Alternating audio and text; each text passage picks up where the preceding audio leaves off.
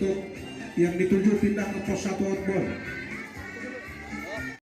Anak-anak yatim ini. Jadi semoga dengan bantuan yang diberikan, santunan yang kita berikan, semoga bermanfaat kepada anak-anak kita ini, baik untuk kebutuhan sekolah, kebutuhan sehari-hari, dan yang lain-lain. Mungkin itu aja sambutan singkat dari saya.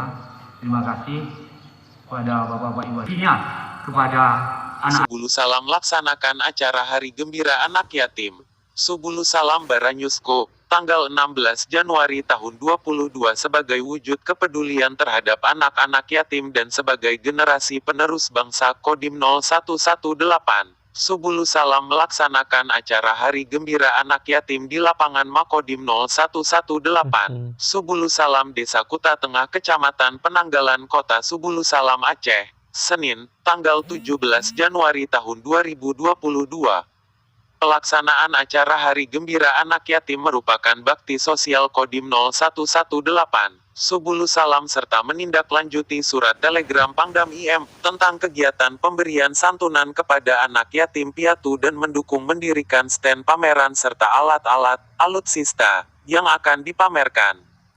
Pameran stand ikut mendukung dan memeriahkan acara tersebut. Adapun stand pameran yang berada di lokasi kegiatan diantaranya stand pameran Kodim 0118, Subulu Salam, Kompi Brimob Subulu Salam, Polres Subulu Salam, BPBD Subulu Sam, Damkar Subulu Salam dan Basarnas Subulu Salam.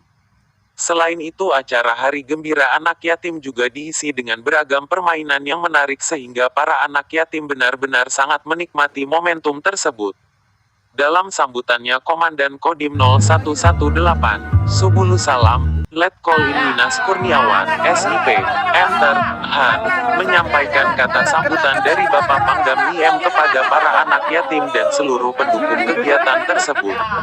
Kegiatan ini merupakan sebagai bukti bahwa Kodam Iskandar muda peduli sesama manusia terutama terhadap adik-adik, anak yatim dan yatim piatu. Hal ini sesuai dengan agama dan undang-undang bahwa anak yatim harus dibantu dan diperhatikan serta didampingi agar mereka tetap memiliki semangat dan harapan meraih cita-citanya.